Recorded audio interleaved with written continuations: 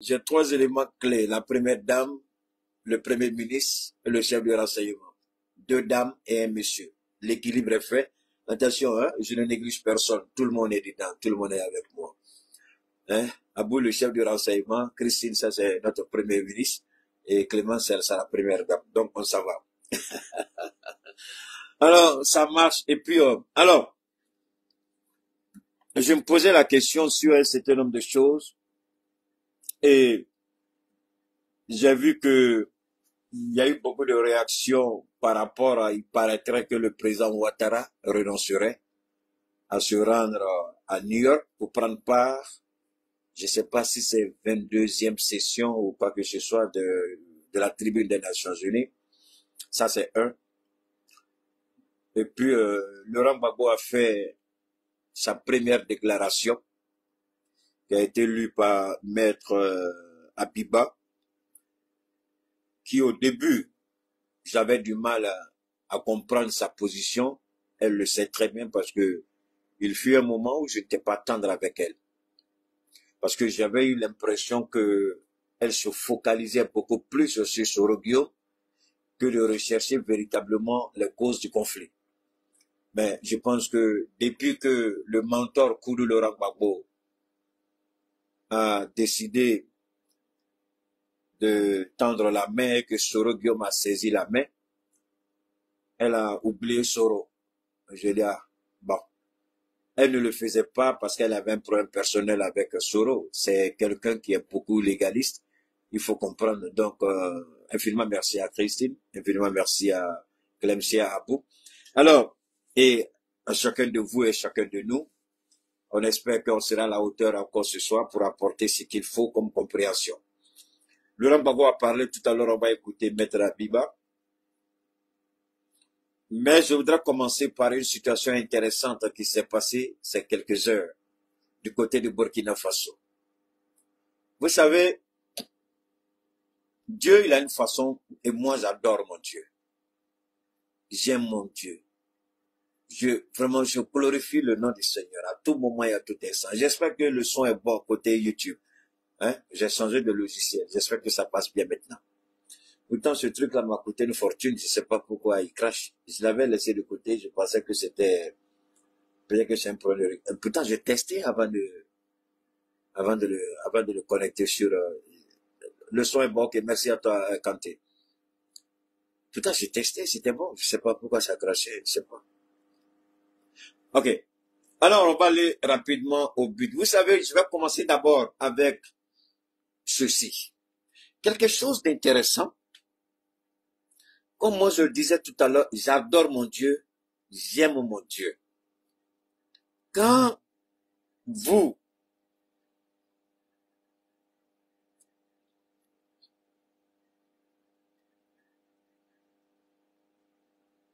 waouh,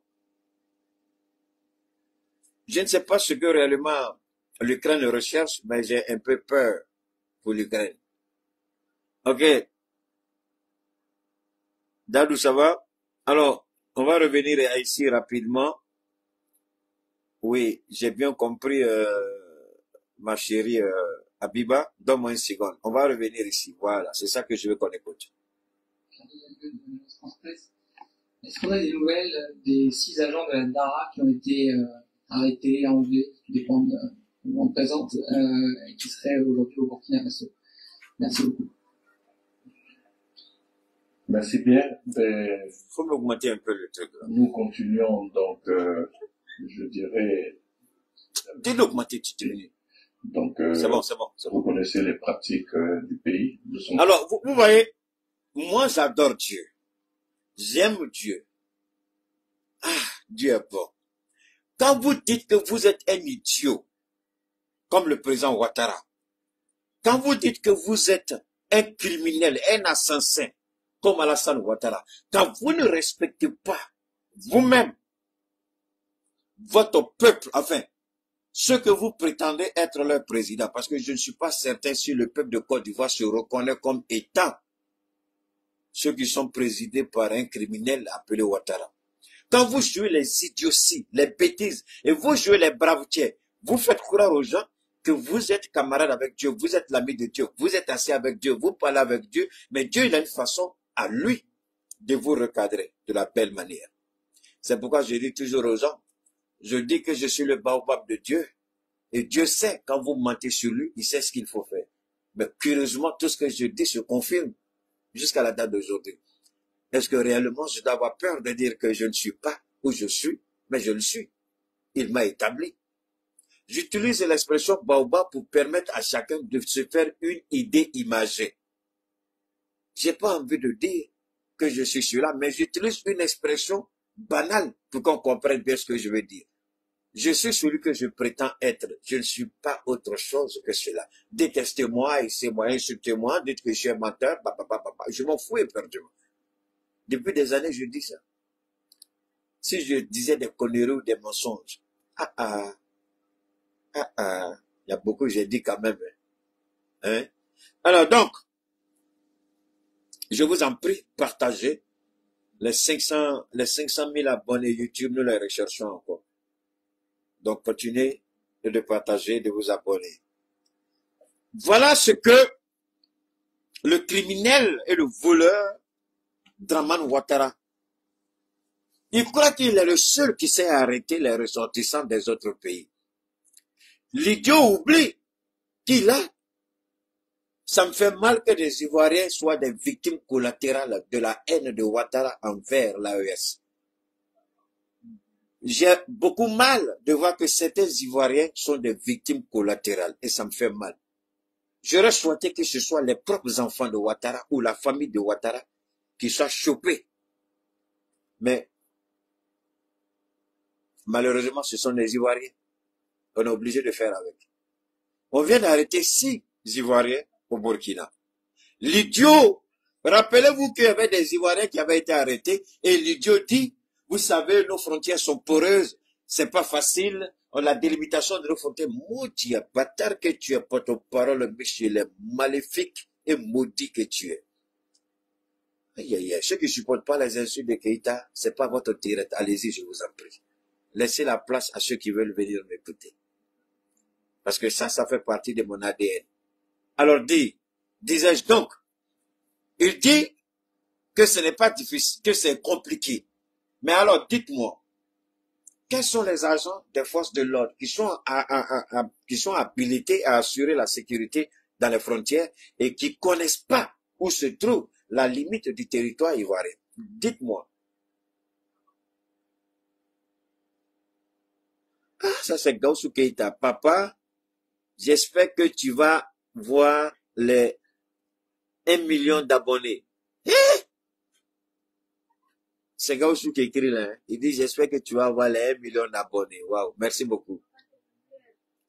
Alors, donc, j'insiste et je persiste. Quand vous dites que ce n'est pas évident, merci Gaussou, papa tu es le meilleur à bord, merci. Quand je persiste, et au niveau de Facebook, sur la qualité de l'image, faites-moi signe, hein, au niveau de Facebook, je vous en prie, la qualité de l'image, regardez un peu, parce que je voudrais pas que je vois que mon téléphone me dit que, je vous en prie, au niveau de, permettez-moi de, voilà, parce qu'avec Wi-Fi, je crois que les gens essaient de, ok, donc, le petit ministre dit, ok, l'image au top, ok, merci. Le petit ministre dit, les frontières sont poreuses. Les frontières, on ne les connaît pas trop. C'est quel agent de l'ordre qui est censé sécuriser la frontière qui ne connaît pas surtout la frontière de son pays? Quelle formation cet agent aurait reçu ou a reçu? Ça, c'est ce qu'il disait hier, quand on avait arrêté des éléments, je crois, de la gendarmerie, qui sont allés se balader au Burkina. Les gens confondent toujours les périodes. Blaise Compaoré n'est plus, merci beaucoup, ok. Blaise Compaoré n'est plus au pouvoir au Burkina Faso. Dameba n'est plus au pouvoir au Burkina Faso. Celui qui est au pouvoir, il s'appelle Ibrahim Traoré. le capitaine Ibrahim Traoré. Est-ce que vous n'avez pas compris? Un compatriote qui veut le bien-être du Burkina, qui se bat pour le Burkina, qui veut le respect du Burkina autant qu'il respecte les autres. Alors, je vous demande, une fois de plus, hier, c'est ce qu'il disait. Aujourd'hui, voilà ce qu'il dit. Dépend de comment on le présente, et qui serait aujourd'hui au Burkina Faso. Merci beaucoup.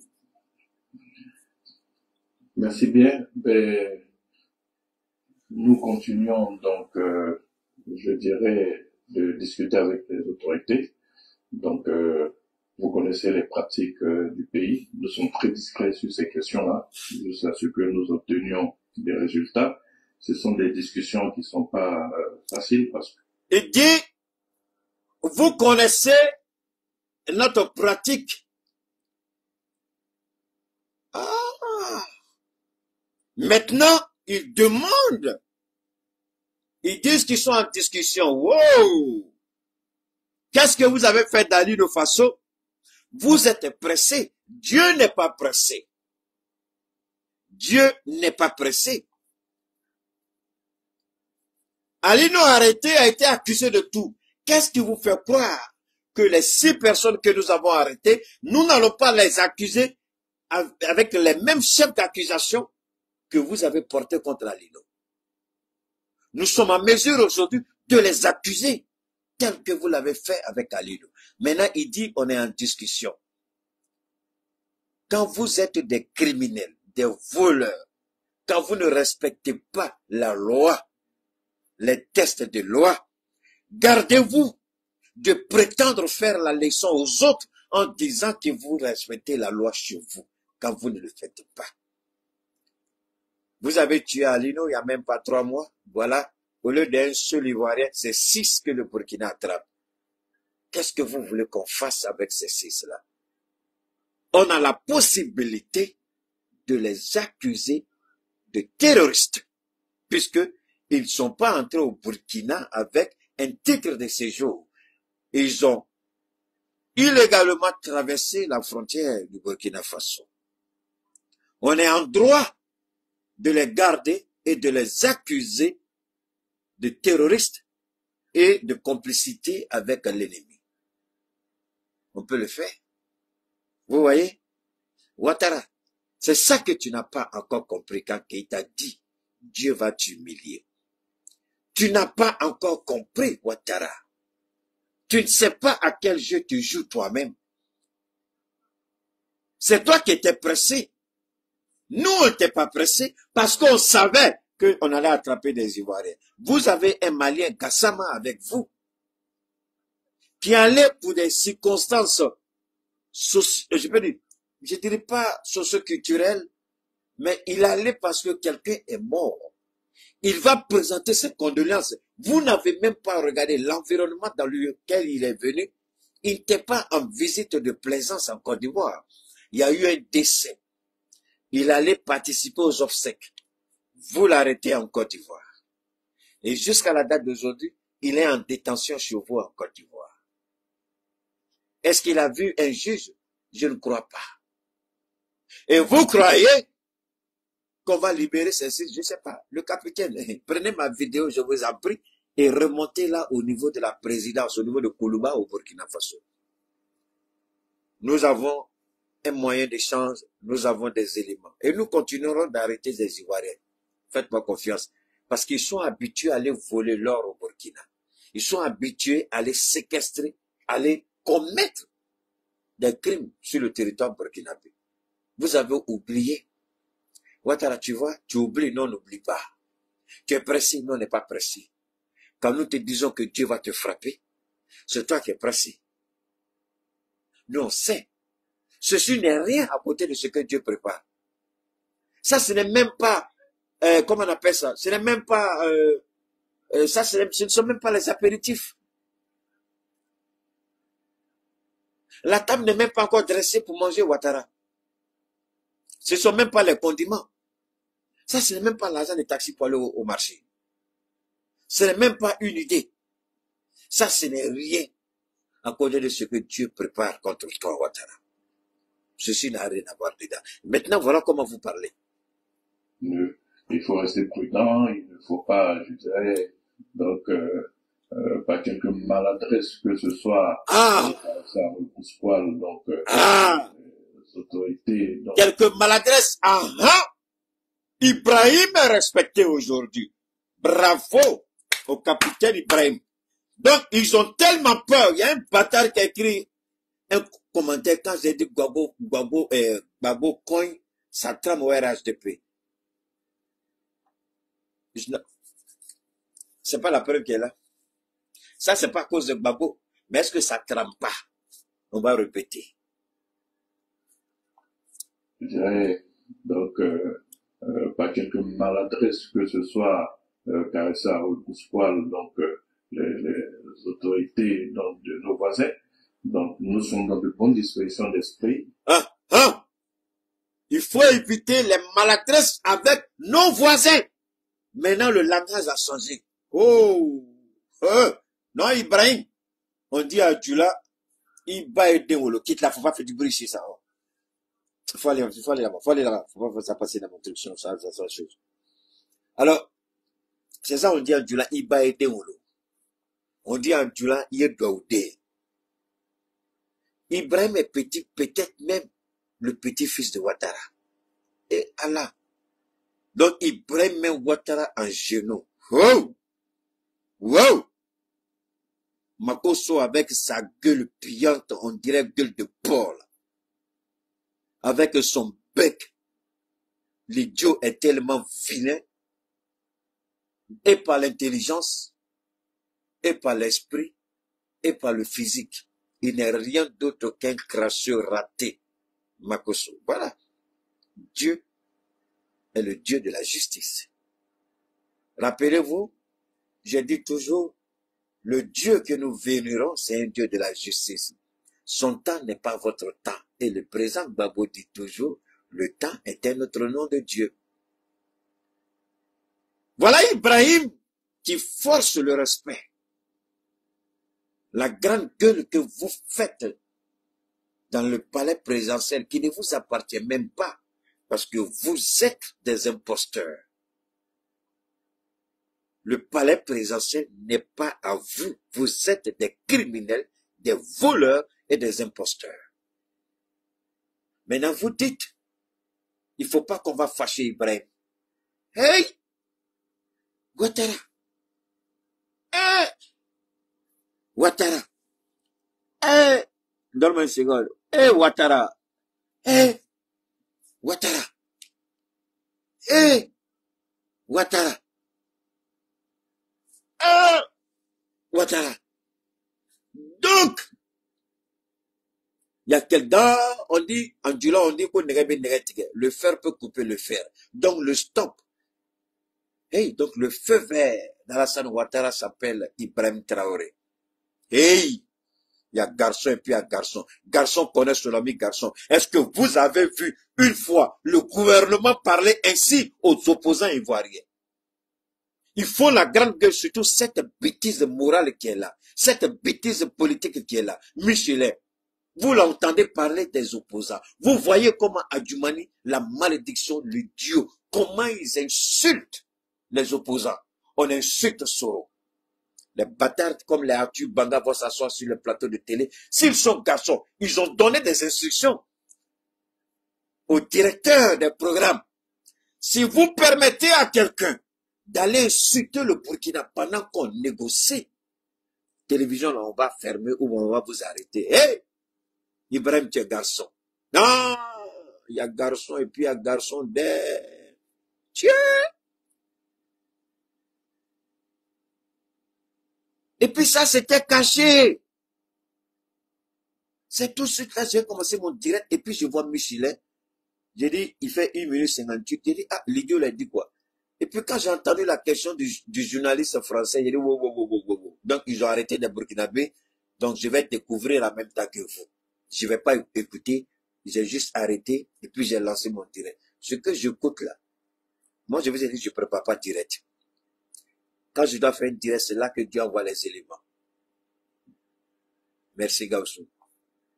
Donc, voilà le porte-parole du gouvernement.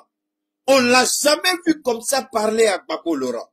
On l'a jamais vu comme ça parler à Sorodio. On l'a jamais vu parler comme ça à Tidjane Thiam. Hey, Ivoirien. Donc, nous, on est le dernier carré de Ouattara. Hey, capitaine, Iba Edeworo. 1000 fois merci au capitaine. Le seul qui fait plier Alassane Ouattara, l'arrogant président, le maudit président, l'idiot président qui fait sa bêtise au sein de la CEDEAO, il y a son calmaire. Nous, quand on était petits, voilà son calmaire qui arrive là-bas. Et voilà son calmaire qui arrive là-bas. Donc le calmaire d'Alassane Ouattara s'appelle Ibrahim Traoré. Oh, oh, oh!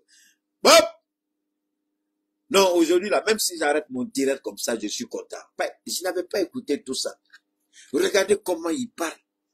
Regardez comment il parle. Écoutez. Voilà, donc, les autorités donc, de nos voisins, donc, par quelque maladresse que ce soit, car ça poil, donc, les autorités donc, de nos voisins, donc, nous sommes dans le... Vous voyez, il cherche même les mots tellement il est habitué à l'arrogance, tellement il est habitué à mal parler. Vous voyez qu'il a des difficultés pour trouver les mots justes. Parce qu'on lui a dit, hey. Donc, qui sont ceux qui ont été arrêtés, les 6 là? Ils doivent être importants pour le gouvernement ivoirien. Les 6 là, ils doivent être importants. Amenez mon message au capitaine. Les 6 que le Burkina détient, ils n'ont qu'à les faire monter à Ouagadougou. Ils sont importants pour l'État de Côte d'Ivoire. Sinon, ils ne vont pas parler comme ça. Vous savez, pour savoir si votre épouse est... Vous aimez votre épouse ou vous aimez vos enfants. Vous avez vu tout de suite comment j'ai parlé de Gaussou, comment j'ai présenté son dinosaure. C'est pas ça? Cela vous montre à quel point j'aime mon fils. À quel point il aime son papa. C'est la manière dont vous parlez qui permet à quelqu'un de savoir, vous aimez votre femme, vous aimez vos enfants, vous aimez votre chaussure, vous aimez votre voiture, vous aimez tel ou tel habit. C'est la façon dont vous parlez. C'est pourquoi souvent on nous permet d'étudier ce qu'on appelle le langage, le comportement. C'est-à-dire que l'analyse du langage permet tout de suite de savoir quel est l'état psychologique de la personne que vous êtes par rapport à la personne dont vous parlez.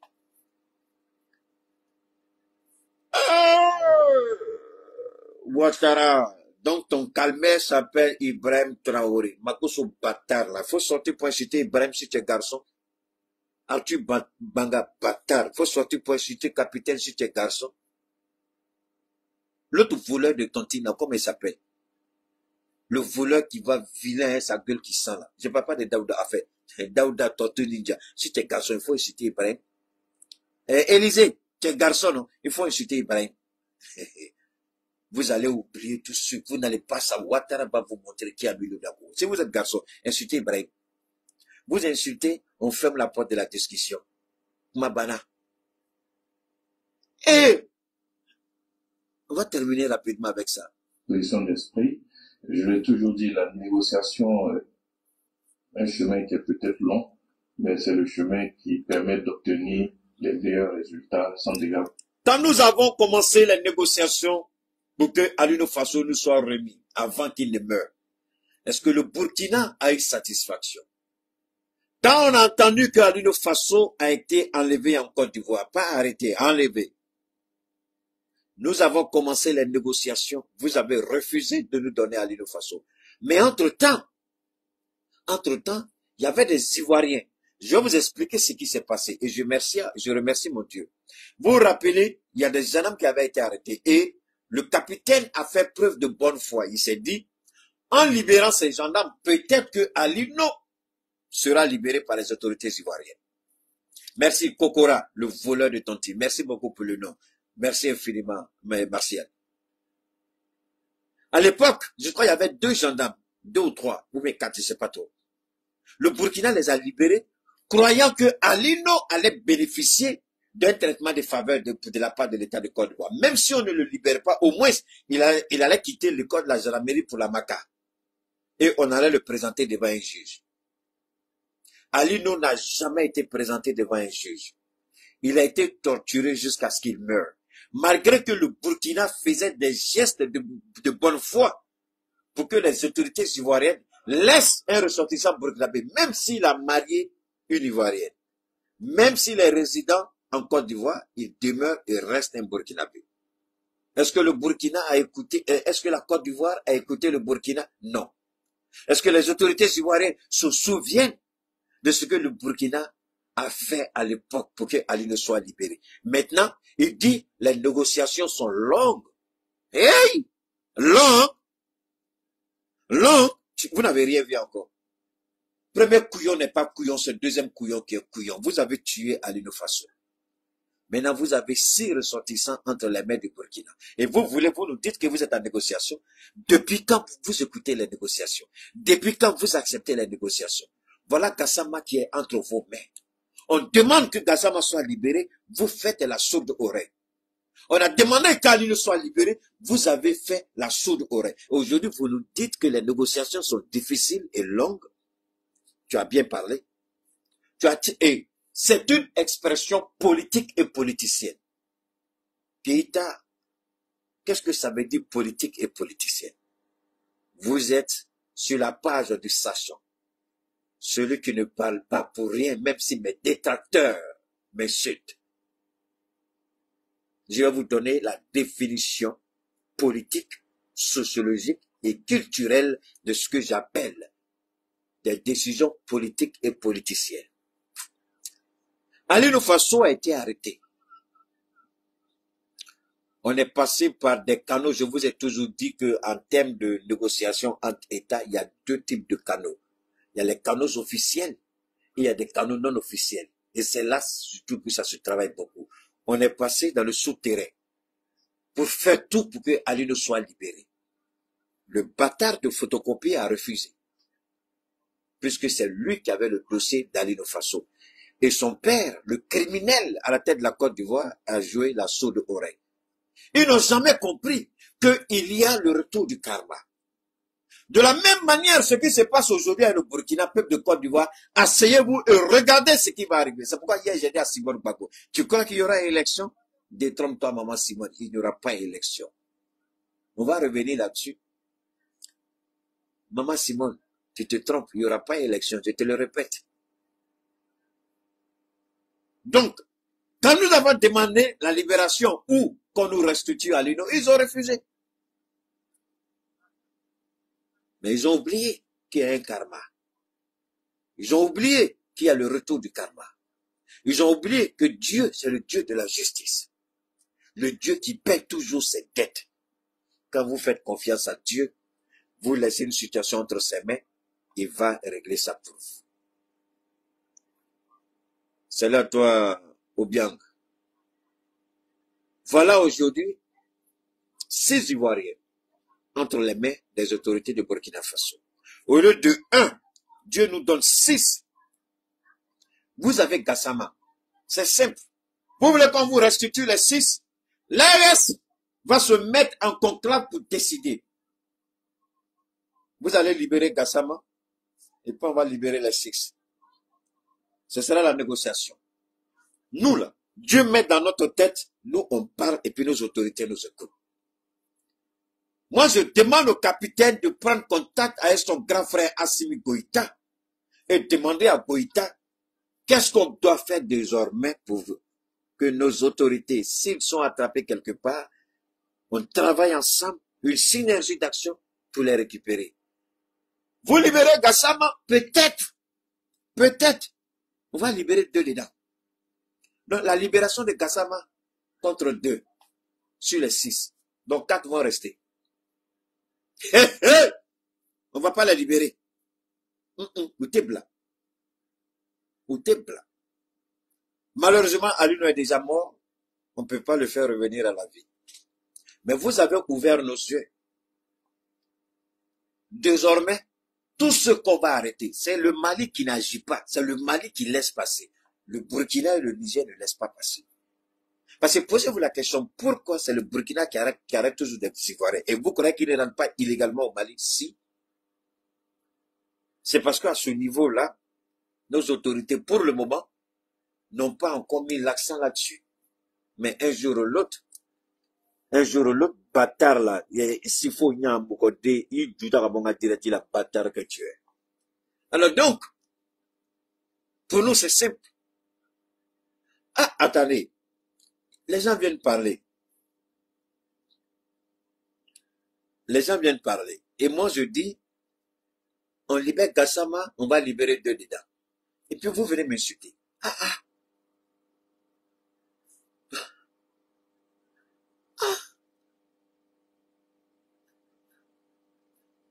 Il y a 3 autres Burkinabés. Merci beaucoup. Moi, je sais pas, il y a combien de Burkinabés au total détenus en Côte d'Ivoire. Pour nous, ce sont des ressortissants de l'AES. On fait le point. Tous les ressortissants de l'AES détenus en Côte d'Ivoire, peu importe la procédure, peu importe ce qu'on leur reproche, vous les libérez, on va envisager de libérer les 6. Moi, je pense que nos autorités doivent travailler désormais comme ceux qui ont inventé la démocratie. Quand vous arrêtez, quand les Américains font le petit malin, ils arrêtent un Russe ou un Chinois. Eux, ils parlent pas, ils se taisent, ils attendent. Ils commencent, ils mettent les services de renseignement. Fouillez dans le pays s'il y a des Américains, des Occidentaux qui sont en Chine ou en Russie. On dit, ah, il y en a qui sont arrivés, ça fait 2 mois, mais ça fait 2 jours, 3 jours. Allez-y, arrêtez-les et collez une accusation sur leur dos. On arrête tout de suite. Les familles la montent dans les au sein des différentes présidences. On a arrêté mon mari, on a arrêté notre enfant, on a arrêté notre partenaire. La Russie ou la Chine dit, vous avez arrêté quelqu'un de chez nous. Nous estimons que la personne arrête. Vous libérez, non, on libère.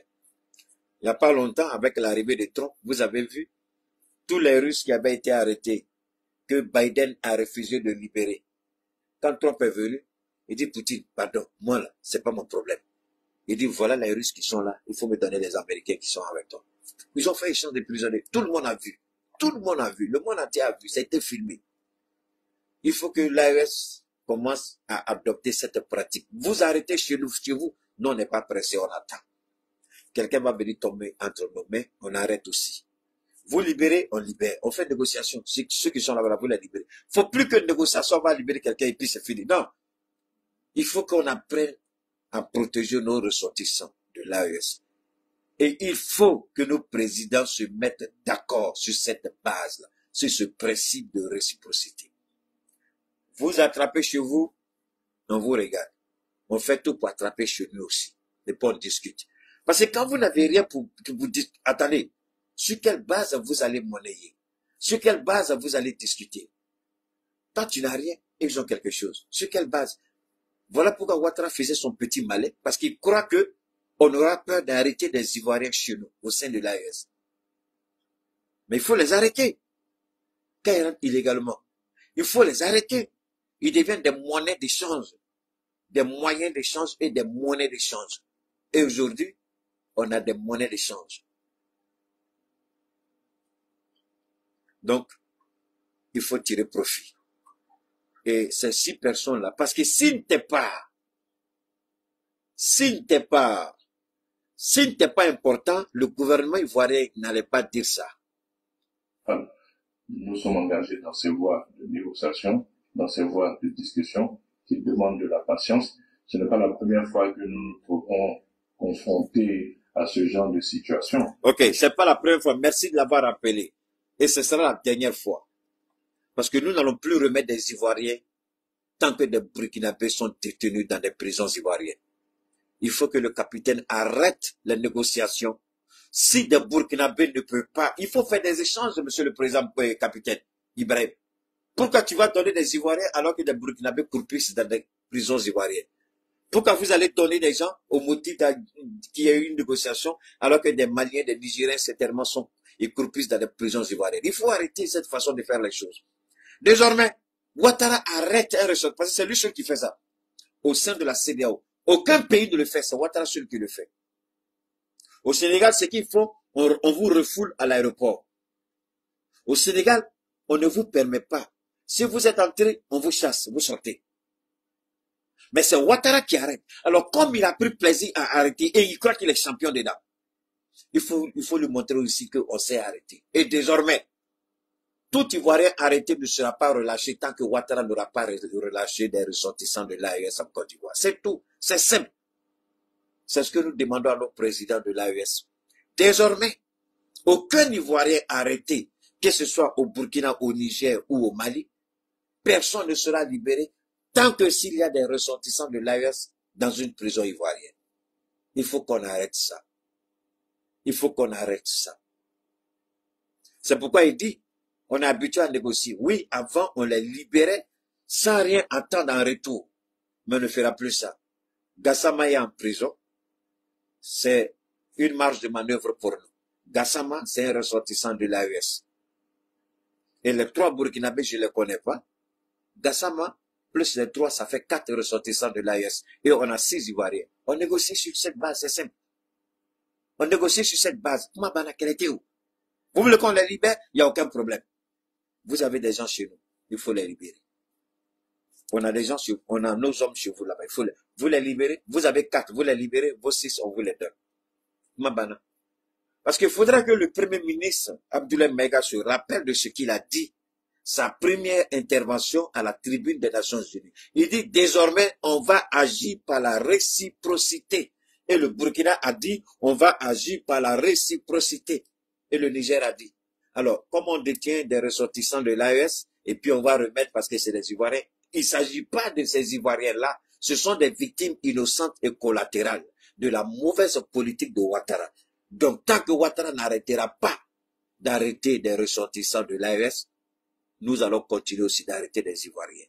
Parce que nous allons utiliser cela comme moyen et monnaie d'échange dans les négociations et les discussions. Point barre. Les 6, on les fait remonter à Ouagadougou. Vous libérez les 4 ressortissants de l'AES. Gassama et les 3 Burkinabés, on vous remet vos 6 ressortissants. Terminé. Voilà ce que nous demandons à nos autorités. Alors, ceci dit, on va revenir sur une partie, la partie Gbagbo Laurent. Les gens sont fatigués. On m'insulte seulement. Insultez-moi, je m'en fous. Insultez-moi, je m'en fous. Merci. Les VDP, c'est pas ça? VDP plus Gassama. Ils sont 3. Ils sont 4. Vous les libérez, on les libère. Parce que Burkina, c'est pas seulement VDP. Hein. C'est pas seulement VDP. Gassama est un ressortissant de l'AES. Donc, par principe de réciprocité au sein de l'AES, les 6 là, c'est notre monnaie d'échange. Ce que les Ivoiriens veulent, qui ne veulent pas, c'est sur cette base on va bâtir. Et nous demandons au Burkina de ne pas négocier seulement la libération des 3 BDP, mais désormais d'inclure Gassama dans la négociation. On donne les 4 ressortissants de l'AES au Burkina, on leur donne les 6 Ivoiriens qui ont été interpellés au Burkina. Il n'y a pas parlé dedans. Maintenant, revenons ici.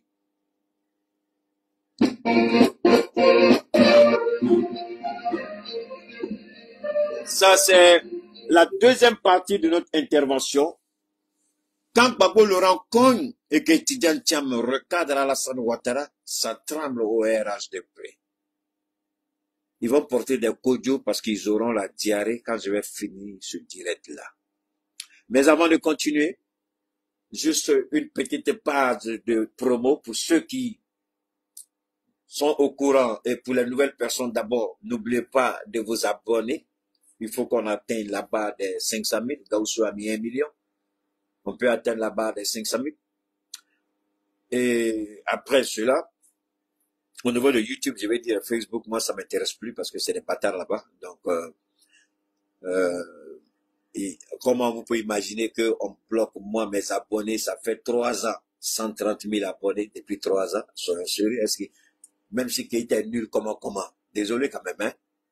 Je peux pas, donc, pour ceux qui sont intéressés par rapport à nos produits TTP et CAD, les produits TTP, c'est quoi? Les produits TTP, c'est tout type de pathologie. CAD, c'est complément alimentaire d'AMSA.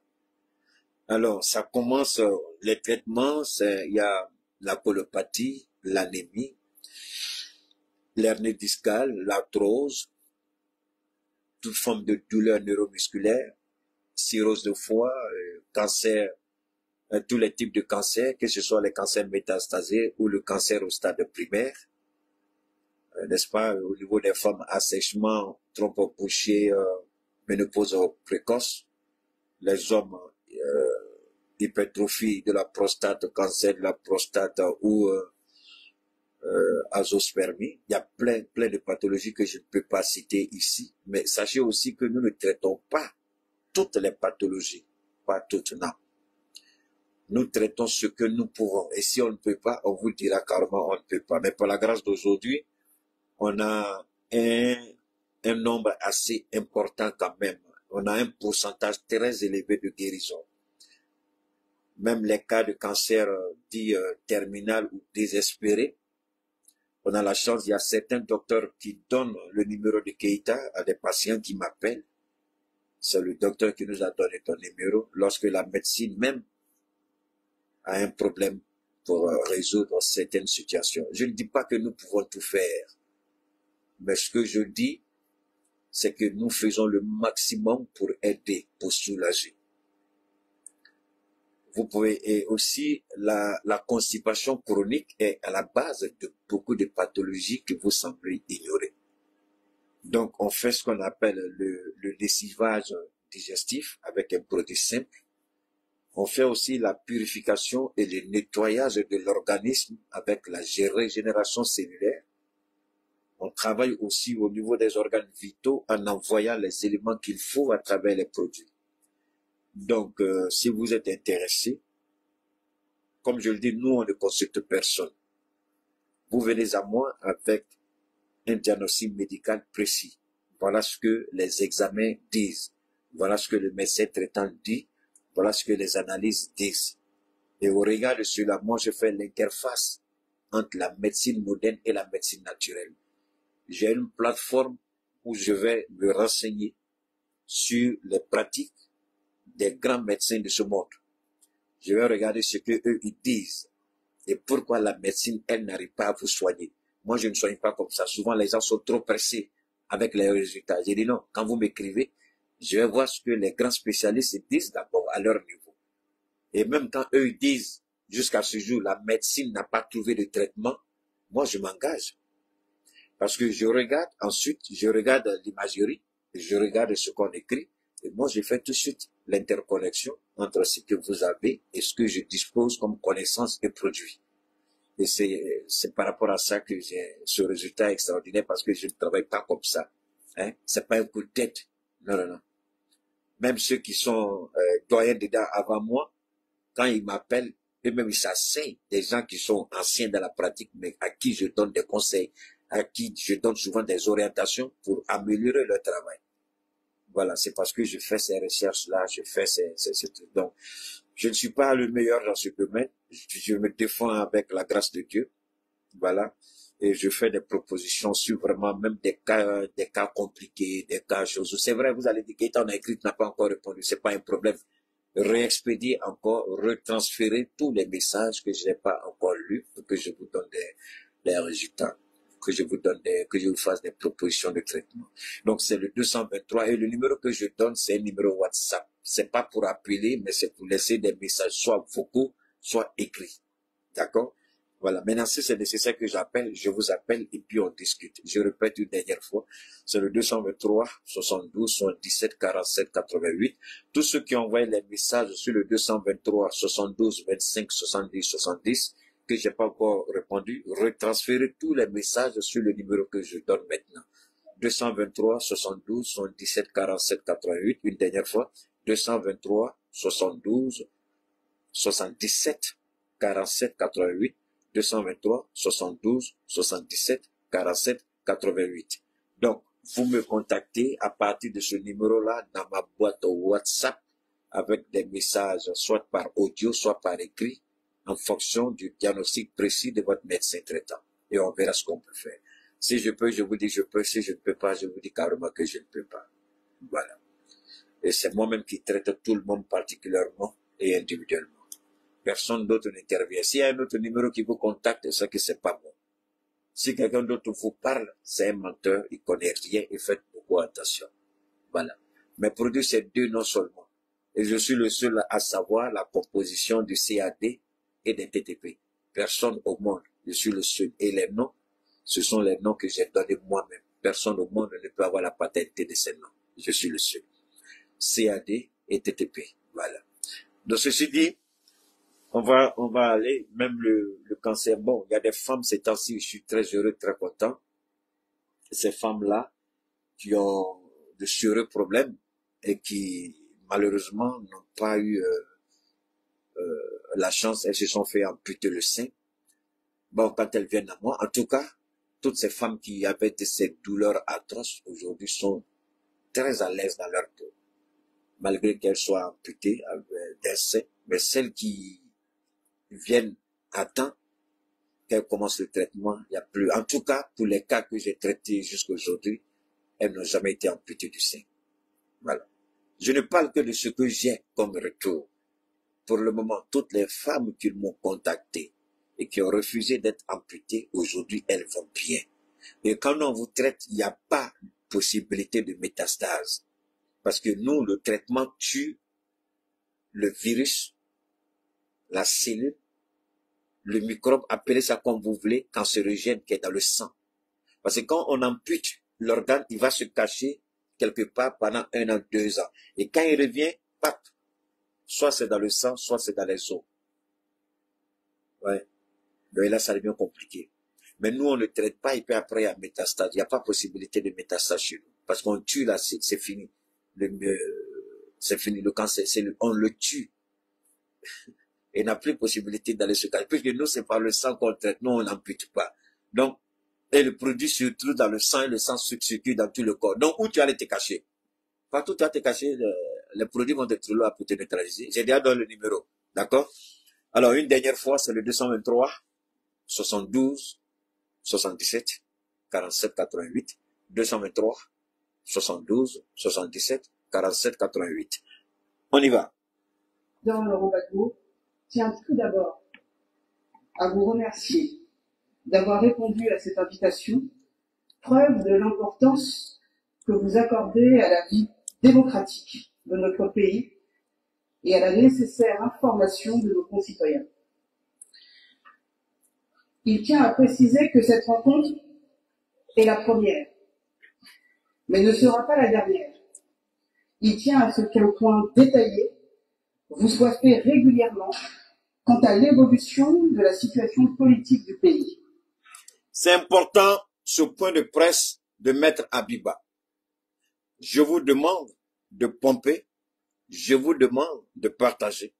Pas pour moi, pour que le message du président Gbagbo, le message du président Thiam, du président Afingessa, du président Kibafore Sorogion, le message de la grande majorité des Ivoiriens soit entendu. Je mène ce combat parce que j'estime qu'en tant qu'Africains, il nous incombe la responsabilité d'être du bon côté de l'histoire. Le peuple. Dieu vit dans son peuple. Dieu vit avec son peuple. Dieu vit au milieu de son peuple. Il n'est pas là. Quand nous on parle, il y a des idiots qui veulent le caricaturer, l'imager, le physicaliser. Keïta, physicaliser c'est quoi? Physicaliser, c'est une création de Chokmar Keïta. Si tu vas chercher que tu trouves, tant mieux. Si tu ne trouves pas, il ne faut pas te fatiguer. Physicaliser, c'est vouloir le représenter physiquement. Voilà. Physicaliser. Pourquoi tu ne dis pas physiquement? Physiquement, ce sera trop, comment on dit ça? Ce sera trop simple pour vous. Quand il dit physicaliser, au moins vous creusez la tête. Tiens, bah, physicaliser là, nous on ne connaît pas, ne cherchez pas parce que ça n'existe pas. Ok. Ça n'a rien à voir avec la fiscalité. Je dis physicaliser, je n'ai pas dit physiquement. Je peux bien dire physiquement, mais je ne dis pas physiquement. Je dis physicaliser parce qu'il s'agit de Dieu. Physiquement, ça c'est un être humain. Donc quand je dis physicalement, quand je dis physicaliser, ça sort du domaine humain pour aller en haut.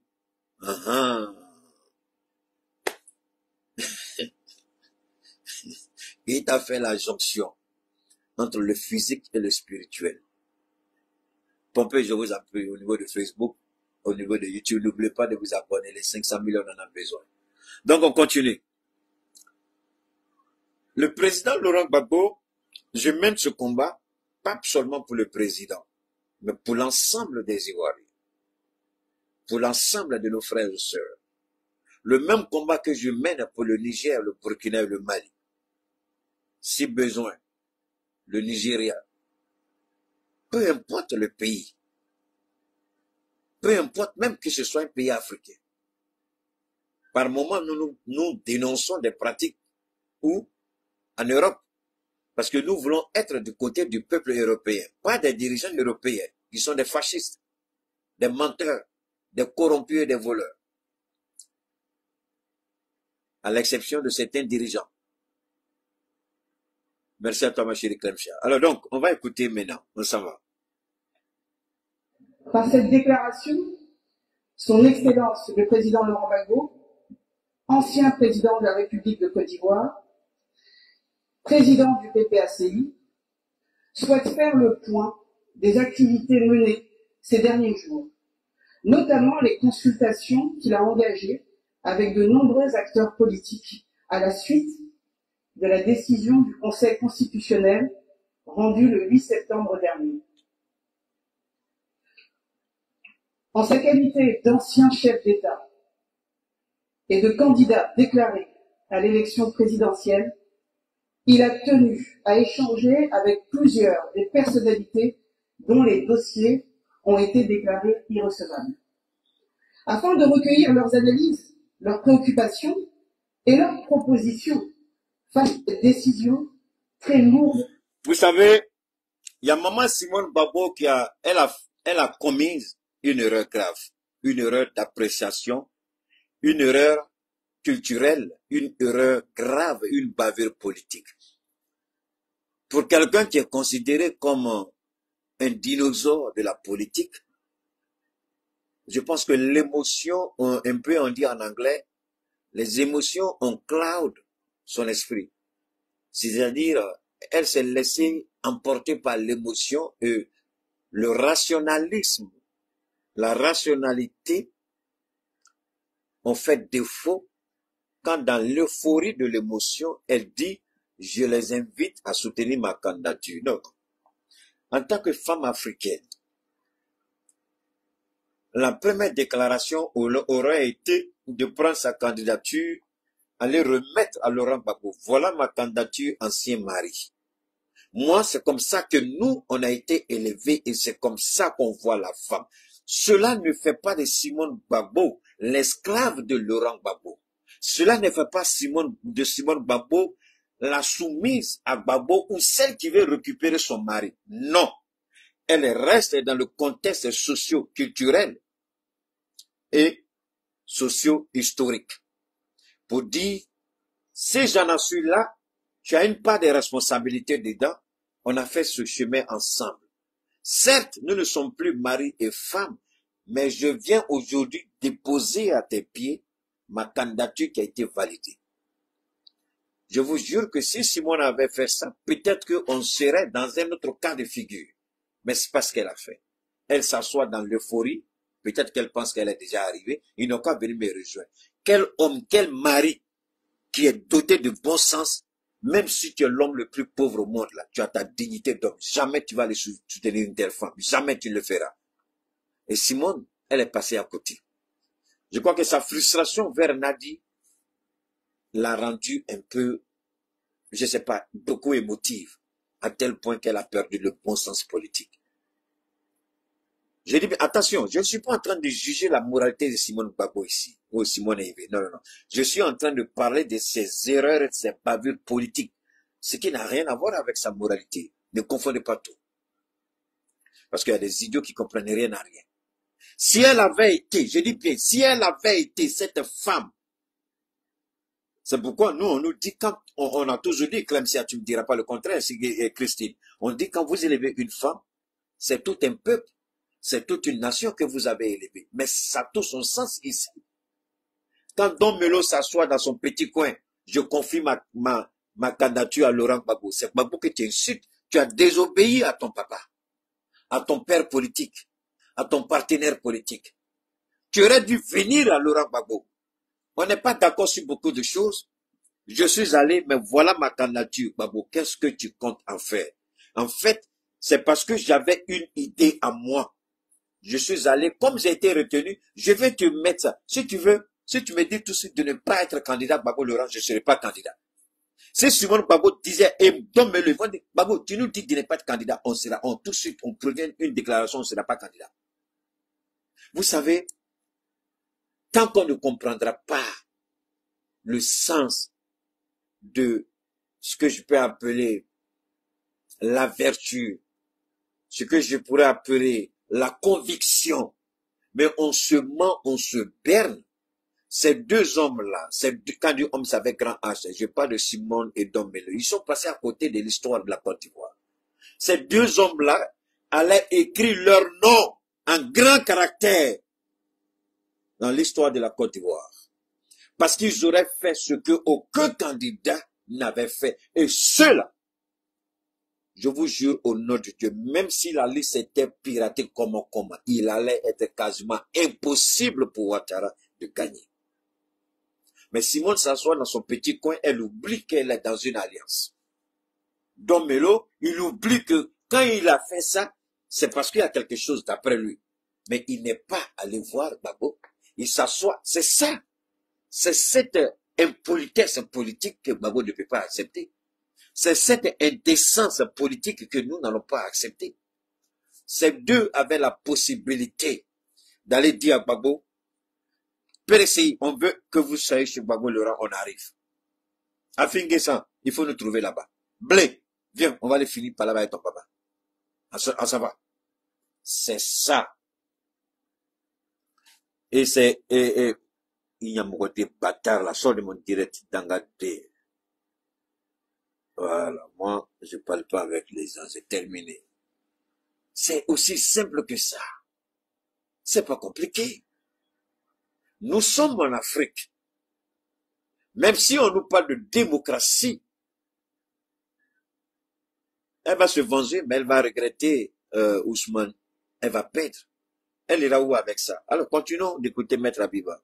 De conséquences. De ces discussions, deux principales options ont été évoquées. D'une part, l'idée de prendre le régime RHDP à son propre piège, en soutenant collectivement l'un des candidats retenus. À cet égard, le président Laurent Gbagbo tient à rappeler. Écoutez bien ici maintenant. Vous allez comprendre tout de suite pourquoi j'ai dit ça. Je vous invite à bien écouter. Dans tous les cas, je vais revenir sur ce que Abiba a dit. Mais écoutez très bien ce que Abiba va dire ici. Elle ne fait que rendre un communiqué de la part du président. Et ce qu'elle va dire ici, c'est sa bouche qui parle.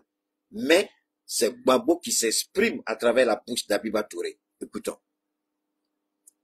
N'avait jamais soutenu, ni de près, ni de loin, un prétendu plan de précaution.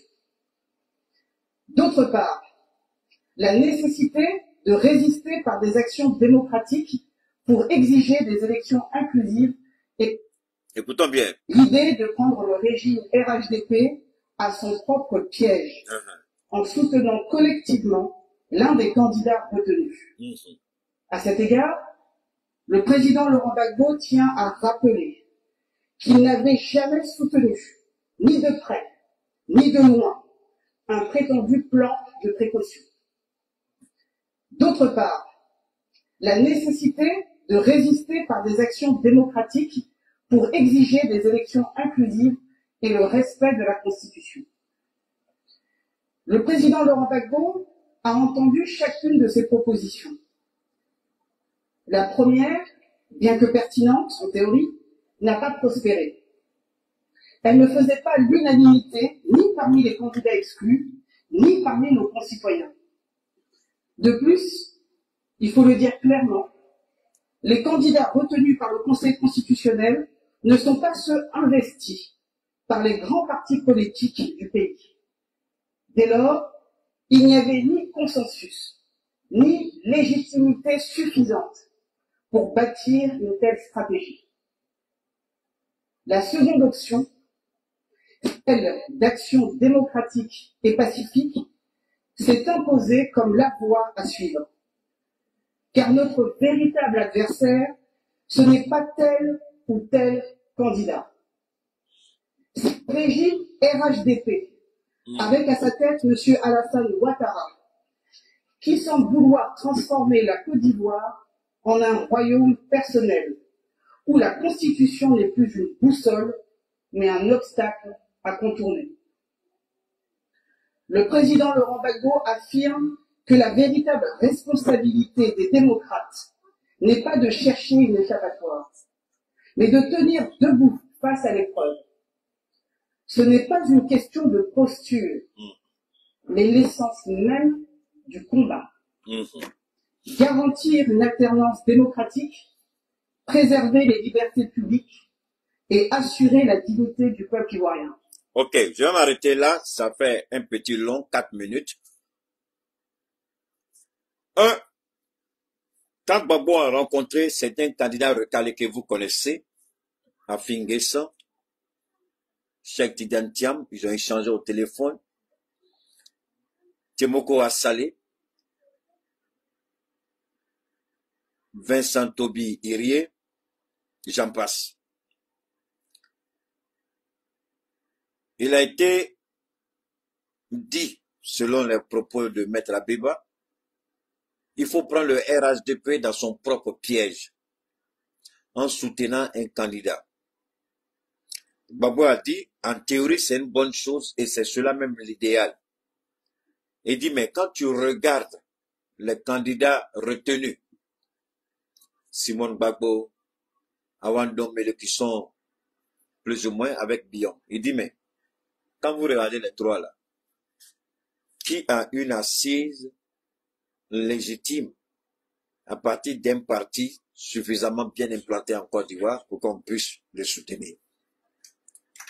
Simone Gbagbo n'est Simone Gbagbo que parce qu'elle est l'épouse, ou elle était l'épouse de Laurent Gbagbo, il ne faut pas oublier, je l'ai dit tout à l'heure.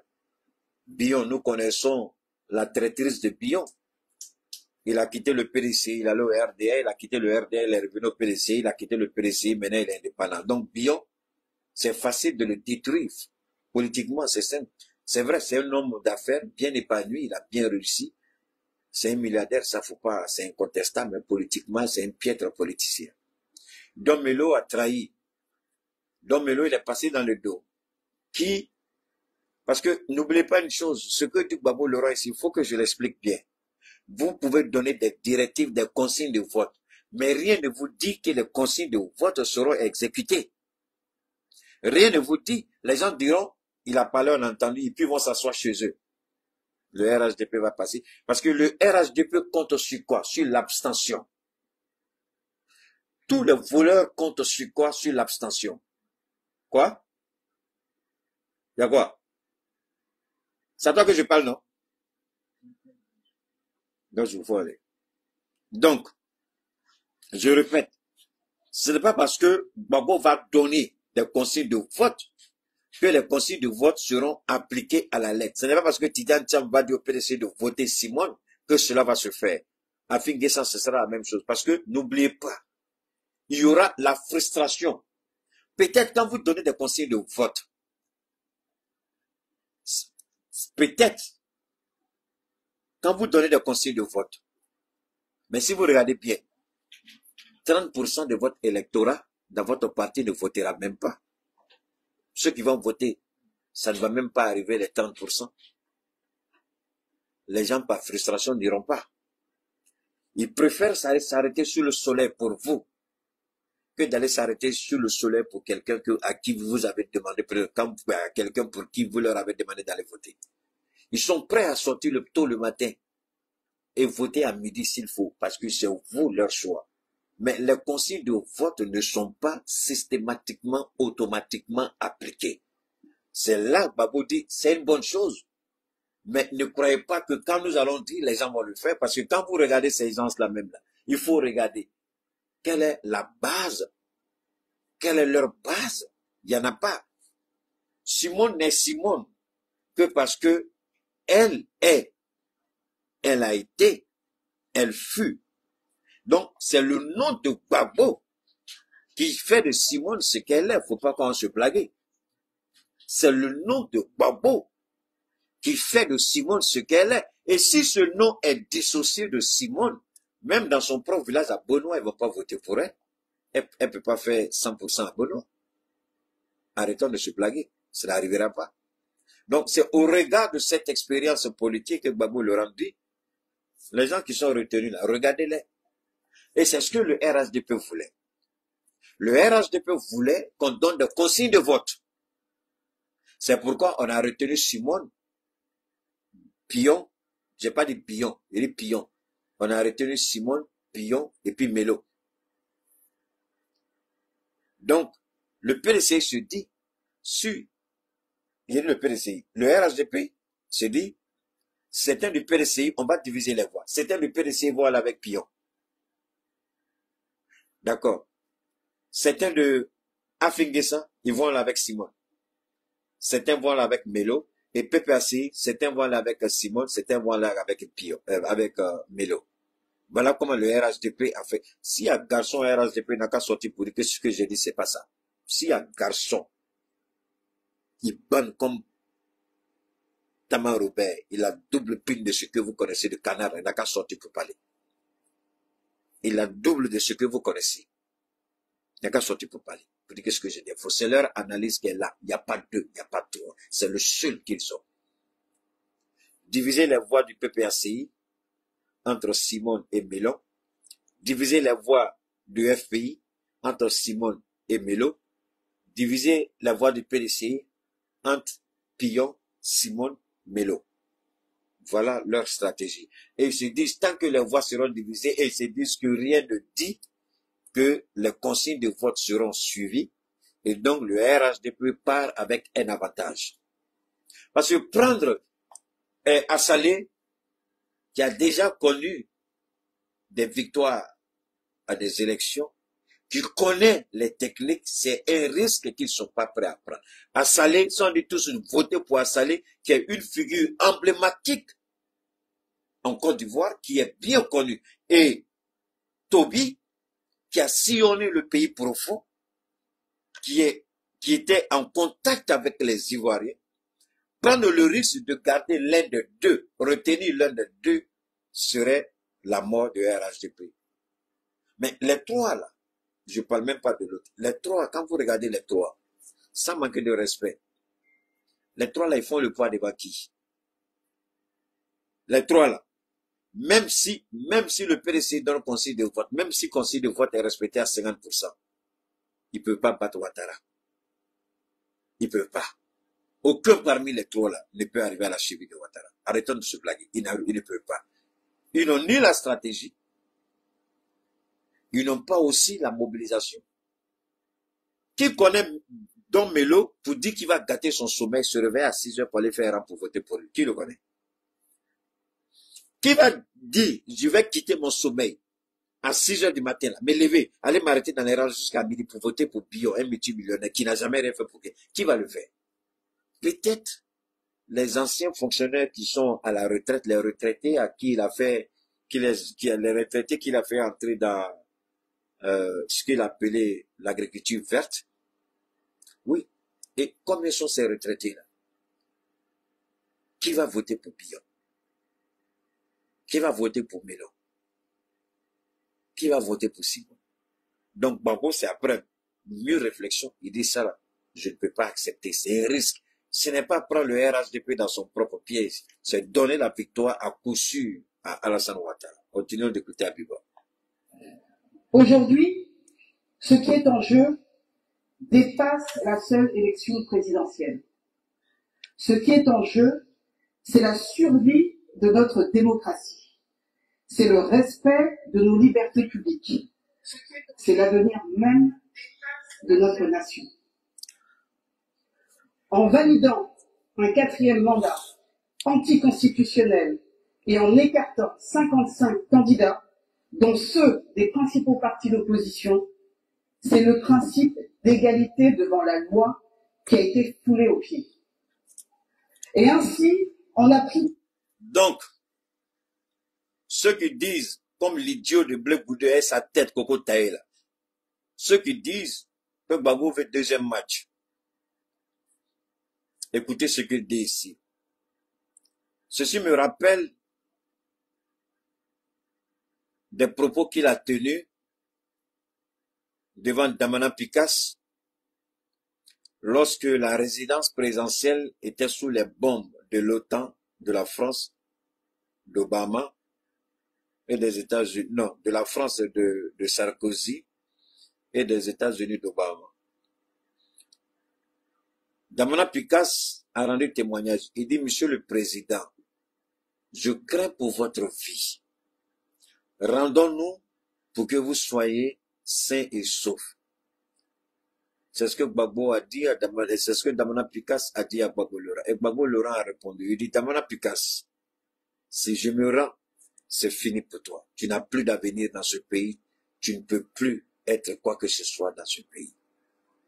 J'ai appris à me battre.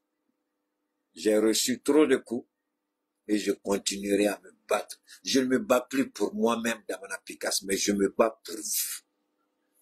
Est-ce que l'idiot Koko Taïla, il a compris ça? Mais regardez, et il revient encore sur les mêmes propos qu'il a tenus lorsqu'il était sous les bombes en 2011, 2010-2011. Il revient sur les mêmes propos, mais cette fois-ci, plus nuancé, plus clair. Cette fois-ci, ce n'est pas aux jeunes d'Amanas du Front populaire qu'il s'adressait, mais cette fois-ci, il s'adresse, écoutons, parce que c'est important ici pour nous. De notre nation. En validant un 4e mandat anticonstitutionnel et en écartant 55 candidats, dont ceux des principaux partis d'opposition, c'est le principe d'égalité devant la loi qui a été foulé aux pieds.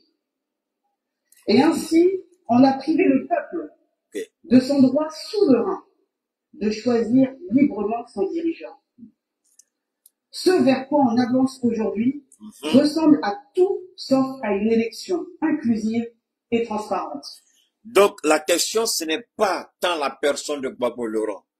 Hier, je ne m'étais pas trompé quand j'ai dit à Simone Gbagbo qu'elle fait fausse route et que je ne vois pas dans sa démarche une conviction. La conviction, c'est ce à quoi on croit. C'est ce pourquoi on se bat en politique.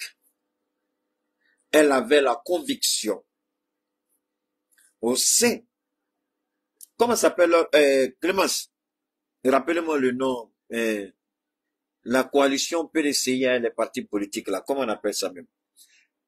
Elle n'a pas de conviction, Simone Gbagbo. Elle a perdu sa conviction dès l'instant où son nom a été retenu par le Conseil constitutionnel. CAP, merci beaucoup les gars, CAP. Au sein de la CAP, il y avait des revendications de conviction. La CAP demandait, CAP Côte d'Ivoire demandait la révision de la liste électorale. La refonte de la commission électorale indépendante. Voilà ce à quoi la CAP avait demandé aux Ivoiriens de les accompagner dans ce combat. Mais comment tout à coup, brusquement, toi tu es retenu et tu oublies tes convictions, Simone Gbagbo. Voilà ce qui est dangereux en politique. Simone va se justifier, mais je vous demande pardon à cause de ce beau pays, la Côte d'Ivoire. Restez serein et imperturbable dans la tête. Ne vous laissez pas emporter par l'émotion. Qu'est-ce que Simone peut dire aujourd'hui? Gbagbo nous a montré quel genre de conviction il défend. Quel genre d'homme intègre il est. En 1995, je l'ai dit hier, je le répète aujourd'hui. En 1995, hier, quand je disais, il a refusé de cautionner l'exclusion d'Alassane Ouattara aux élections présidentielles de 1995, organisées par le président Aimé Henri Konan Bédié, qui le repose en paix. Il a refusé. Il a refusé. Parce qu'ils étaient dans le front commun. Électoral. Ils étaient dans le front commun. Au nom de ce front commun, il y avait une disposition de ce front commun qui faisait que Gbagbo n'avait pas autre choix que d'être l'homme de la conviction. Il a dit, je n'irai pas à ces élections. Et il n'est pas allé. En 2000, il n'était dans aucun engagement avec qui que ce soit. Il est allé avec son parti, ils ont gagné le président militaire Guy Robert qui les repose en paix. Simone Gbagbo est dans une coalition appelée Cap Côte d'Ivoire. Elle a trahi cette coalition. Elle a trahi ses propres convictions et elle continue de trahir et mentir aux Ivoiriens. Tout ce qu'elle dit ne tient pas la route. Rappelez-lui ce qu'elle disait quand elle était au sein de cette organisation. Ce n'est pas parce que vous allez mener des luttes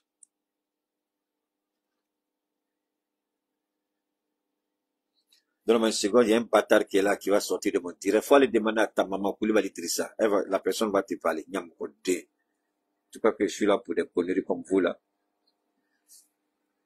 Donc, je répète une dernière fois.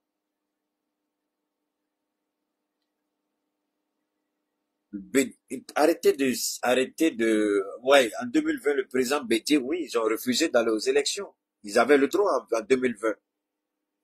Mais en 2020, si je ne m'abuse, Simone Gbagbo, je ne sais pas trop quelle était sa position en 2020. Je ne sais pas si elle était, si elle en 2020, elle était incarcérée. Si en 2020, mais en 2020, je crois qu'elle s'est écartée de toutes les actions politiques jusqu'à ce que la loi d'amnistie, je ne sais pas trop à quelle année la loi d'amnistie a été votée, où elle était inclue dedans. Donc, elle n'était pas seule. Ils ont tous boycotté. Afingessa a boycotté. Le gars de Albert Mabry-Toikeuse a boycotté. Albert Mabry-Toikeuse est parti. Afingessa a refusé. Père à son âme, Marie Konabedi a refusé. Mais qu'est-ce qui empêche? Est-ce qu'ils sont morts pour autant? Enfin, on sait que Bédia a été empoisonné, mais Albert Toikeuse, il vit. À Montano, il vit. D'accord? Afingessa, il vit aujourd'hui. Il est resté l'homme de conviction. De tous ceux qui étaient le président Bédia à cette époque-là, qui est resté homme de conviction? Afingessa. C'est pourquoi quand les gens parlaient d'Afingessa, j'ai un ami qui est dans le bureau d'Afingessa, qui travaille avec Afingessa, c'est un haut cadre en Côte d'Ivoire. Je ne dirais pas dans quelle structure il travaille, mais c'est un haut cadre. On a fait le lycée de Bondeko ensemble. Il me disait, Keïta, nous sommes des hommes de conviction. On marche avec les tests. Il y a beaucoup d'informations qu'il me donnait, mais des informations que je n'ai jamais utilisées. Il peut témoigner. Parce que pour moi, ce n'est pas ça le plus important. Pour moi, le plus important, c'est où va Afingessa avec le président Bédié, avec le président Gbagbo Tampon. Où je lui ai dit que je n'étais pas trop d'accord de cette guerre entre Afingessa et Abdraman Sissé. Abdraman Sangari, c'est ça? Sangari, pardon. Abdraman Sangari. Mais, je lui ai dit une chose, ce que j'ai toujours dit à ceux qui m'interpellaient par rapport à Afingessa, j'ai dit le moment viendra où Dieu lui-même va rapprocher ces deux hommes. Parce qu'Afingessa n'est pas quelqu'un de rancunieux, de méchant. Parce que si tel était le cas, Afingessa allait trahir Gbagbo. Il n'a pas trahi. Mais aujourd'hui, il retourne à Gbagbo Lora. Et il y a une forte probabilité que le FPI, je ne dis pas que ce sera le cas, mais je dis, il y a une probabilité que le FPI vienne se fondre dans le PPAC. À la longue, c'est ce qui va arriver. Ils vont redevenir un parti unique. Et ce sera compliqué pour les voleurs qui sont au pouvoir aujourd'hui. Mais nous n'en sommes pas là encore. Merci de m'avoir appelé en 2020. Les gens ont refusé d'aller aux élections. Mais cette fois-ci, ce n'est pas qu'on refuse d'aller aux élections, c'est parce que des candidats, non pas les moindres, ont été recalés. Mais il faut aller à des élections quand ces élections sont crédibles. on peut décider de ne pas aller aux élections présidentielles pour des raisons que nous connaissons parce que nous voulons l'inclusivité.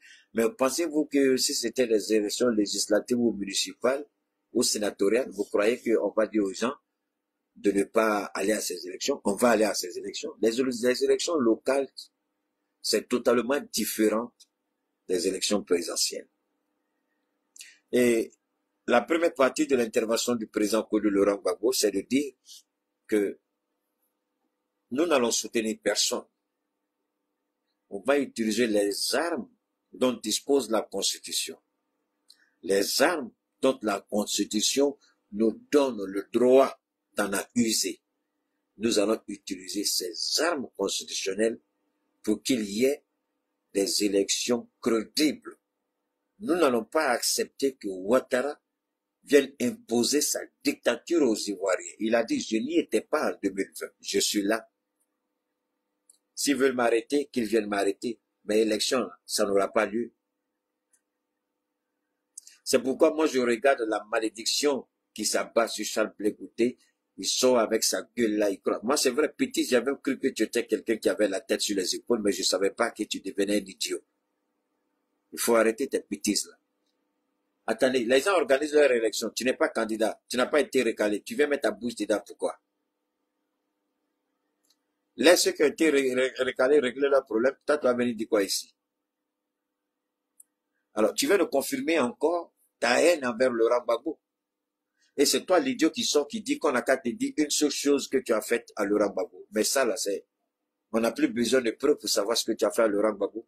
Ta déclaration est claire. Laurent Gbagbo décide une chose et toi tu décides, tu dis le contraire. Est-ce que là, on a besoin d'aller chercher midi à 14h? Continue d'écouter. La commission électorale indépendante est décriée. Le processus électoral actuel n'offre aucune garantie de transparence ni de crédibilité. Le président Laurent Gbagbo demeure convaincu qu'il est encore temps de privilégier la paix et d'ouvrir la voie à un dialogue sincère. Gbagbo Laurent dit qu'il est temps d'ouvrir une nouvelle page pour épargner la Côte d'Ivoire de nouvelles crises. Cela signifie tout simplement que Alassane Ouattara n'a pas le monopole de la violence. Cela signifie qu'Alassane Ouattara n'est pas le maître du destin des Ivoiriens. Cela signifie que quand bien même qu'il a utilisé des armes pour s'imposer en Côte d'Ivoire, lui, il va utiliser autre chose pour imposer la logique de la transparence à Alassane Ouattara. Vous savez, il faut un voleur reste un voleur. Parce que si vous êtes sûr de vous-même, vous êtes convaincu de votre capacité à transcender les obstacles, vous n'avez pas besoin de répéter autant de fois que nécessaire, si possible, pour affirmer votre suprématie. Mais quand vous avez peur, vous trichez, vous passez par des méthodes vraiment qui ne sont pas du tout catholiques. Vraiment. Et ça fait honte. Moi, je me pose la question, même les bâtards qui viennent verser leur venin ici. Est-ce que vous êtes maudits ou bien vos parents vous ont élevé dans la malédiction, le mensonge? Est-ce que vous-même, là, c'est une fierté pour vous? Est-ce que ça vous fait honneur? Ça veut dire, moi, quand vous regardez les bêtises de Ouattara, vous soutenez. Tout à l'heure, j'ai parlé d'une chose quand on commençait notre intervention, le retour du karma. Tous ceux qui soutiennent le mensonge, d'une manière ou d'une autre, la dure réalité va s'imposer à vous. Et ce jour-là, on verra.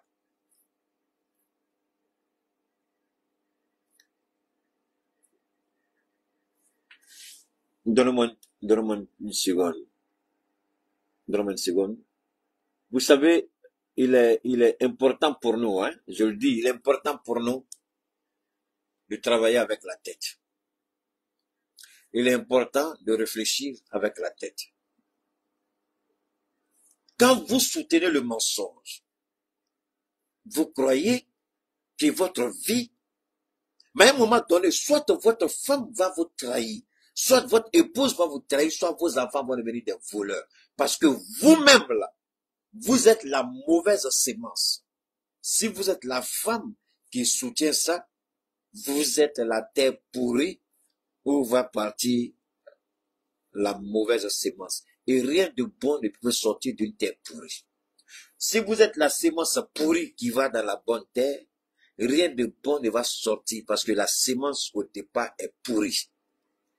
Ça veut dire que les enfants que vous allez mettre au monde seront des voleurs, des prostituées, des drogués. Et la femme qui se livre à ça est la plus légère et la plus perfide des prostituées qui puissent exister. Vous ne pouvez pas vivre comme ça et croire que Dieu va fermer les yeux. Votre sale caractère va se répercuter et les gens verront ça. Même quand vous détestez Keïta, vous m'insultez. Mais je vous invite à une saine réflexion. Regardez Keïta de près. Et regardez l'âge de Keïta de près. Regardez vos parents ou vous-même de près. Est-ce que vous ne voyez pas qu'il y a quelque chose qui n'est pas correct? Pourquoi je suis dans la gloire de Dieu et je rayonne la grâce de Dieu? Ça ne vous dit rien. Parce que je suis en conformité avec mon Dieu. Je ne touche pas produit, comme on dit, Ghana. Non, non. Je bois mes produits, c'est vrai. Je disais à quelqu'un, je peux faire, peut-être, j'utilise mes produits une fois chaque mois, puisque c'est préventif, une fois dans le mois. Mais quand je sens que j'en ai besoin, peut-être une fois par semaine. Sinon, je peux faire des mois sans utiliser mon produit.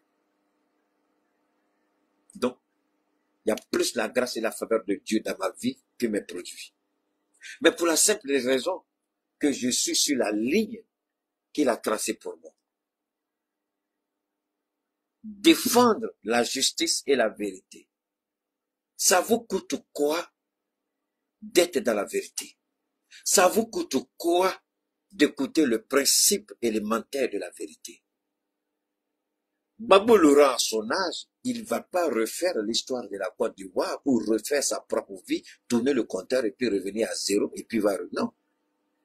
Il le fait parce qu'il sait que l'histoire retiendra qu'il a vécu. L'histoire le jugera à travers ses actes et ses faits. Qu'est-ce que l'histoire devra retenir de votre voleur criminel de président? Il a tué Alino. Il a fait décapiter le jeune Toussaint. Il a fait condamner Sorobium sans aucune forme de procédure. Au moins, c'est bâti sur la vérité et la justice. Combien d'Ivoiriens sont incarcérés illégalement? Le jeune, comment il appelle le jeune homme là? Le jeune, ils sont allés voler chez lui là. Le petit qu'on a retrouvé à la Maca là, après nos, comment il s'appelle? Le jeune du PPACI là. Le jeune, donne-moi, Ziggy. On se souviendra. Le nom de Ziggy est rentré dans l'histoire de la meilleure manière. Il n'a rien fait de mal que de parler conformément à la Constitution. Mais vous l'avez arrêté. Qu'est-ce que Dieu devra retenir? Et vous qui soutenez ça, des bâtards comme Makosso, des voleurs comme Koko. Attends, dis leur nom même là, c'est une malédiction dans ma bouche. Hey, hey, hey. Pour vous, c'est politique, c'est pas ça? Subhanallah. Tous vos enfants vont payer le millième de ce que Alino Faso a vécu. Je le dis aujourd'hui, je mets tous les responsables du RHDP qui étaient au courant et qui ont entretenu, Wallahi billahi, je le jure au nom de Allah et par le Coran saint. Vos enfants vont payer au millième. Peut-être que vous ne serez plus en vie. Mais quand la malédiction, le retour du karma va commencer dans la vie de chacun d'eux, ils vont aller consulter des marabouts. Qu'est-ce que j'ai fait? Qu'est-ce qui ne va pas avec moi? Va demander à ton père dans sa tombe ce qu'il a fait. Parce que vous allez payer. Vous allez payer. Ça va commencer par la famille de Ouattara, les enfants de Dominique. Aujourd'hui, là, ils jubilent dans l'argent, c'est pas ça. Je vous mets au défi. Regardez la triste fin des enfants de Dominique Ouattara. Ces deux garçons-là, regardez comment ils vont finir. Ne soyez pas pressés. Ne soyez pas plus pressés que le temps de Dieu. Parce que tout se fait dans un temps bien déterminé par Dieu. Et moi, je reste dans le temps de Dieu. Moi, j'annonce. J'annonce. Mais je ne donne pas le délai. J'annonce. Je ne donne pas le temps d'accomplissement. J'annonce le souverain sacrificateur, l'éternel Allah. Il a le dernier mot et le temps. Vous allez tous payer. Si c'est Bakongo, ne t'en fais pas. Adjoumani, tes enfants là, tu les regardes, non? Parmi eux, il y a 2 qui seront fous. Hey, Keita, là tu as les faux. Je répète, parmi les enfants d'Adjoumani, il y a 2 qui seront fous. Ça vient étape par étape, et moi je ne parle pas comme ça. C'est pour Adjoumani qui est venu, j'ai dit. Parmi eux, 2 seront fous. Les enfants d'Adjoumani, 2 seront fous dedans. Marquez, gardez. J'ai dit pour moi. Alassane Ouattara, tes nièces, tous les enfants de tes nièces qui sont nés sous ta présidence en Côte d'Ivoire, aucun parmi eux ne sera un enfant qui va réussir. Aucun. La malédiction des Ivoiriens va s'abattre sur toutes tes nièces qui ont rasé des femmes pour prendre leur mari parce qu'elles ont eu la légèreté ou il a eu la légèreté d'aller avec elles. Toutes tes nièces, sans exception. Aucun enfant ne naîtra de tes nièces-là sous ta présidence. L'enfant va naître avec une cuillère en or, en argent, en diamant dans sa bouche. Mais sa fin sera pathétique. Rien.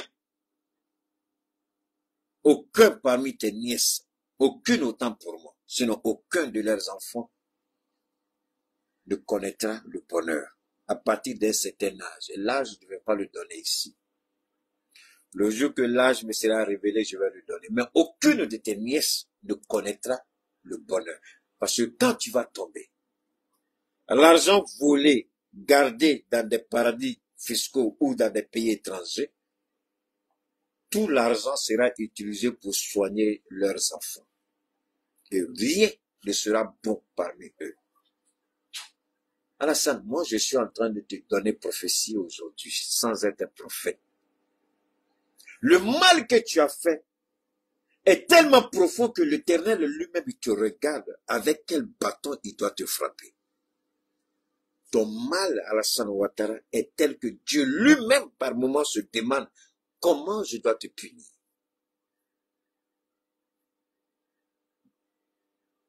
Alassane Ouattara, ton cas est d'une extrême gravité, mais tu n'as aucune idée. Mais je pense que le temps de te frapper arrive. Le temps que tu commences à goûter au bâton de la revanche de Dieu. Il a déjà levé son bâton. Comme l'épée de Damoclès, ça va tomber sur toi. Alassane Ouattara, Dieu ne va pas t'épargner.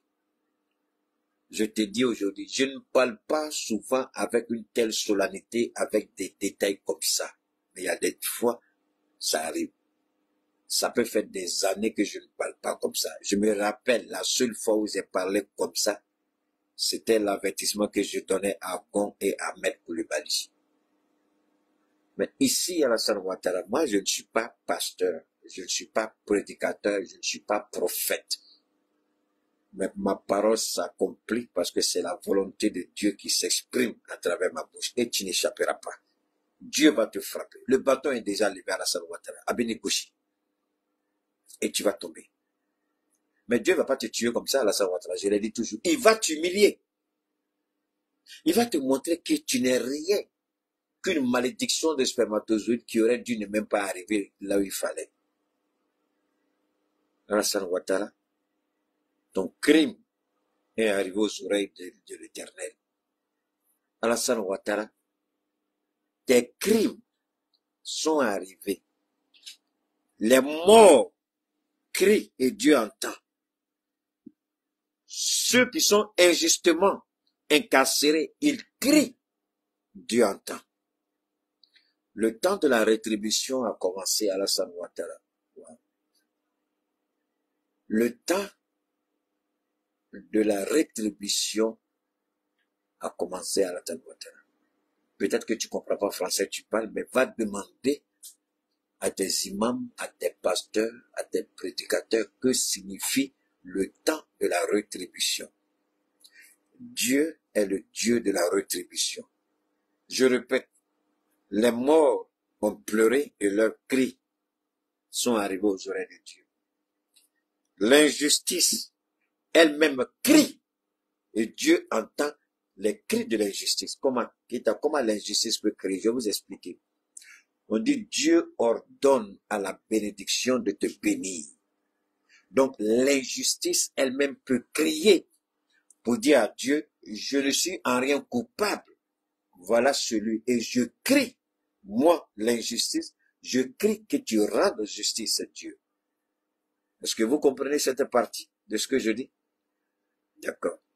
Ouattara, je répète, le temps de la rétribution a commencé. Je répète, le temps de la rétribution a commencé. Et tu vas payer, Ouattara. Le temps de la rétribution a commencé. C'est sur ce note-là que je vais m'arrêter. Je ne peux pas aller plus loin parce que je sais ce que je traverse en ce moment. Vous savez, quand Dieu vous parle, il y a une façon, la décharge d'énergie rentre et puis ça vous traverse. Et c'est là que vous vous rendez compte que Dieu est en train d'envoyer un message. Et depuis la mort d'Amadou, enfin, depuis ce que j'avais annoncé pour Amadou et Ahmed, je n'avais jamais parlé comme ça. Je ne sais pas quand ces choses vont se passer, mais je vous dis d'écrire. C'est ce qui est à vous dire. Écrivez, marquez la date, ou bien conservez la vidéo, voilà ce qu'il a dit. Pour ne pas que demain, ils vont dire, oh, il a menti. Il n'a jamais rien dit. Le temps de la rétribution est arrivé. L'épée de Damoclès est déjà debout. Et Dieu va frapper Ouattara. En conclusion, voilà ce que vous devez retenir. Et Ouattara ne passera pas cette fois-ci. Les morts ont pleuré et leur cri, ils demandent justice. L'injustice elle-même demande justice. Ça, c'est pas pour les enfants. J'ai pas prévu ça. Je sais pas que j'allais dire ça. Je répète, l'injustice demande justice. Parce que l'injustice dit, elle-même, elle se trouve dans une situation où elle demande à Dieu de rendre justice. Et là, c'est très profond, mes amis, je vous en prie. Quand l'injustice demande, c'est la même chose. Dieu dit, j'ordonne à la bénédiction de te bénir. C'est la même chose que l'injustice vient demander à Dieu, rends justice. Moi, l'injustice, je demande à Dieu de rendre justice parce que Ouattara en a trop fait. Et Ouattara croit qu'il est protégé par un sort, une protection divine. Ouattara, tu es déshabillé spirituellement. Ouattara, tu es nu spirituellement. Tu es fini spirituellement. Il n'y a aucune protection spirituelle. Continue de tuer les albinos si tu veux. Continue de tuer les jeunes filles si tu veux. Continue de tuer des vierges si tu veux. Mais ton sort est scellé. C'est Keïta qui le dit. C'est fini pour toi, Ouattara. Il n'y a aucune protection spirituelle. C'est terminé, Ouattara. Les morts ne seront que des cris encore vers l'Éternel. Les sacrifices humains seront davantage de cris vers l'Éternel. Rien de ce que tu feras n'arrêtera. La machine est déjà en marche, Ouattara. Tu ne pourras pas l'arrêter. Aucun sacrifice humain ne pourra arrêter ça. Aucun sacrifice humain. Aucune incantation ne pourra arrêter. Dieu a déjà pris sa décision. Il a toléré beaucoup trop longtemps. Il t'a regardé beaucoup trop longtemps. Et maintenant, c'est le temps de la rétribution.